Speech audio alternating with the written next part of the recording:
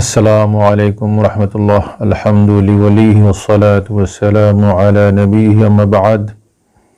সম্মানিত ভিউয়ার্স, আজকে আমরা আলোচনা করব বদর যুদ্ধে হযরত আবু বকর সিদ্দিক রাদিয়াল্লাহু আনহু এবং তার ছেলে আব্দুর রহমান সম্পর্কে কি ঘটেছিল। আব্দুর রহমান তখনও কিন্তু ইসলাম গ্রহণ করেননি। যখন বদর যুদ্ধ সংঘটিত হয়, আবু বকর সিদ্দিক রাদিয়াল্লাহু আনহু মহানবী সাল্লাল্লাহু আলাইহি ওয়াসাল্লামের সঙ্গী হয়ে তিনি মদিনা থেকে বদর প্রান্তরে উপনীত হন। অপরদিকে আব্দুর রহমান আবু বকরের ছেলে, তিনি আবু জাহেলের নেতৃত্বে মক্কা থেকে বদর প্রান্তরে উপনীত হন। তো যুদ্ধের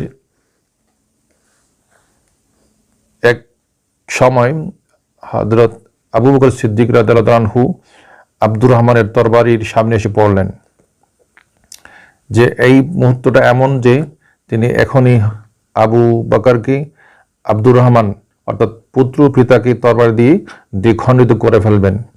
ইতিমধ্যে তার অন্তরের মধ্যে পিতার প্রতি একটু প্রীতি বা মহব্বত এসে গেল। তিনি তার পিতাকে আঘাত করলেন না, ছেড়ে দিলেন।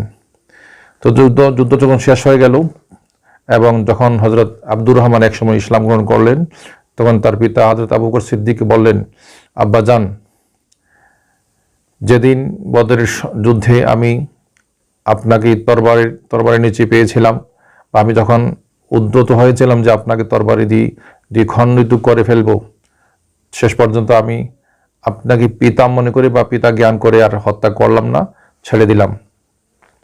সেদিনকার অনুভূতিটা আপনার কীরূপ ছিল, কেমন ছিল?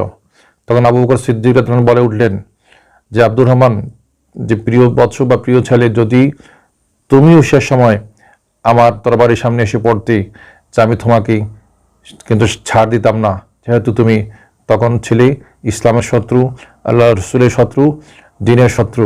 তখন যুদ্ধের প্রাঙ্গণে, যুদ্ধের ময়দানে তখন তুমি আমার সামনে এসে পড়বে, আমি তোমাকে অবশ্যই সেদিন ছাড় দিতাম না। কারণ রসুলের দুশ্মন এবং আল্লাহর দুশ্মনের সাথে কোনো ধরনের আপোষ চলে না। এ সম্পর্কে পবিত্র কোরআনে আল্লাহ তাআলা সূরা তওবার 24 নম্বর আল্লাহ তাআলা ইরশাদ করছেন, কুল ইন কানা আবাউকুম ওয়া আবনাউকুম ওয়া ইখওয়ানুকুম ওয়া আজওয়াজুকুম ওয়া আশীরাতুকুম ওয়া আমওয়ালুন ইকতারাফতুমুহা ওয়া তিজারাতুন তাখশাউনা কাসাদাহা ওয়া মাসাকিন তারদাউনাহা আহাব্বা ইলাইকুম মিনাল্লাহি ওয়া রাসূলিহি ওয়া জিহাদিন ফি সাবিলিহি ফাতারাব্বাসু হাত্তা ইয়াতিয়াল্লাহু বিআমরিহি ওয়াল্লাহু লা ইয়াহদিল কওমাল ফাসিকিন। আল্লাহ তাআলা আয়াতে ইরশাদ করছেন, যদি তোমাদের কাছে তোমাদের বাপ, চাচা, দাদা, তোমাদের ছেলে, পুত্র, তোমাদের ভাই বন্ধু, তোমাদের স্ত্রী, তোমাদের আপন আত্মীয় স্বজন, তোমাদের সম্পদ, তোমাদের ব্যবসা বাণিজ্য, তোমাদের পছন্দের বাড়ি ইত্যাদি যদি তোমাদের কাছে আল্লাহ এবং রাসূল থেকে প্রিয় হয়ে যায়, আহাব্বা ইলাইকুম মিনাল্লাহি ওয়া রাসূলিহি ওয়া জিহাদিন ফি সাবিলিহি, আল্লাহ বলছেন, যদি এই সব কিছু তোমাদের কাছে আল্লাহ এবং তার রাসূলের চেয়ে প্রিয় হয়ে যায়, মহব্বতের হয়ে যায়, এবং আল্লাহর প্রতি যুদ্ধ করার চেয়ে ওই সম্পদ এবং তোমাদের আপনজন আত্মীয়স্বজন যদি প্রিয় হয়ে যায়, তাহলে ফাতারাব্বাসু, আল্লাহ বলছেন, তোমরা অপেক্ষা করো, হাত্তা ইয়াতিয়াল্লাহু বিআমরিহি, যে তোমাদের কাছে আল্লাহ তার আদেশ নিয়ে আসবেন, অর্থাৎ আল্লাহর গজব আসবে।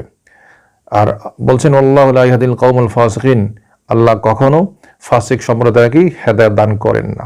তো এই কারণে হযরত আবু বকর বলে উঠলেন যে, বাবা আব্দুর রহমান, যদি তুমি যুদ্ধের সেই সময় আমার সামনে তুমি এসে পড়তে, তাহলে আমি তোমাকে পুত্র বলে রেহাই দিতাম না। দেখুন হযরত আবু বকর কি সুন্দর করে ইসলামের প্রতি কতটুকু কোরবান ছিলেন সে বিষয়ে আলোচনা করেছেন, সে বিষয়ে নিজের মনোভাব ব্যক্ত করেছেন। তো ঈমান সেরকমই যে আল হুব্বু ফিল্লাহ ওয়াল বুগদু ফিল্লাহ। আল্লাহ রাসূল সাল্লাল্লাহু আলাইহি ওয়াসাল্লাম ইরশাদ করেছেন, ঈমান হচ্ছে এমন একটি বিষয় যা মানুষকে আল্লাহর ওয়াস্তে ভালোবাসা শেখায় এবং মানুষকে আল্লাহর ওয়াস্তেই শত্রুতা শেখায়। অর্থাৎ যে মানুষটি আল্লাহর বিধান লঙ্ঘন করবে, আল্লাহর সাথে বিরোধিতা করবে, আল্লাহর হুকুমের বিরোধিতা করবে, সে ব্যক্তিকে কখনো ছাড় দেওয়া যায় না, কখনো সে ব্যক্তির সাথে আপোষ করা যায় না, সে ব্যক্তির সাথে কখনো বন্ধুত্ব করা যায় না। কারণ পবিত্র কোরআনে আল্লাহ তাআলা সূরা তওবার সূরা তাওবার 23 নম্বরে আল্লাহ বলছেন যে ইয়া আইয়ুহাল্লাযীনা আমানু লা তাত্তাখিযু আবাআকুম ওয়া ইখওয়ানাকুম আউলিয়া ইন ইসতাহাব্বুল কুফরা আলাল ঈমান ইলা আখিরিল আয়াত। আল্লাহ তাআলা বলছেন, হে ঈমানদারগণ, তোমরা কখনো তোমাদের বাবা, তোমাদের চাচা, তোমাদের দাদা, তোমাদের ভাই বন্ধু যারাই আছে তাদেরকে কখনো বন্ধু হিসাবে, তোমাদের আপনজন হিসাবে, প্রিয়জন হিসাবে গ্রহণ করবে না যতক্ষণ পর্যন্ত তারা ঈমানের উপরে কুফরকে পছন্দ করে বা ঈমানের উপরে কুফরকে প্রাধান্য দেয়।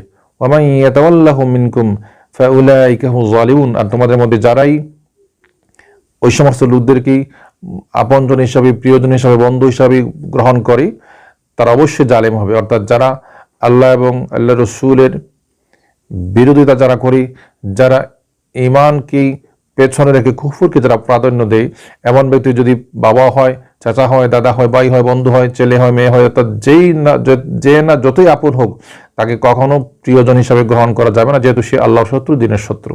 সম্মানিত ভিউয়ার্স, আমরা জানতে পারলাম হযরত আবু বকরের ঈমান কেমন ছিল। আরেকটি কথা জেনে রাখা ভালো যে আবু বকর এমন একজন সাহাবী ছিলেন যে তিনি নিজে সাহাবী, তার বাবা সাহাবী, তার ছেলে সাহাবী, তার নাতি সাহাবী। অর্থাৎ আবু বকরের পরিবারে শুধুমাত্র 4 শ্রেণী সাহাবী ছিলেন। আল্লাহ রসুলের 1,50,000 সাহাবীর মধ্যে আর কোনো পরিবারে এই বৈশিষ্ট্য ছিল না। শুধুমাত্র আবু বকরই এমন ব্যক্তি যিনি নিজে সাহাবী, তার পিতা আবু কুহাফা সাহাবী, তার ছেলে আব্দুর রহমান সাহাবী, আব্দুর রহমানের ছেলেও ছিলেন একজন সাহাবী। 4 শ্রেণী সাহাবী শুধুমাত্র আবু বকরেরই পরিবারে ছিল।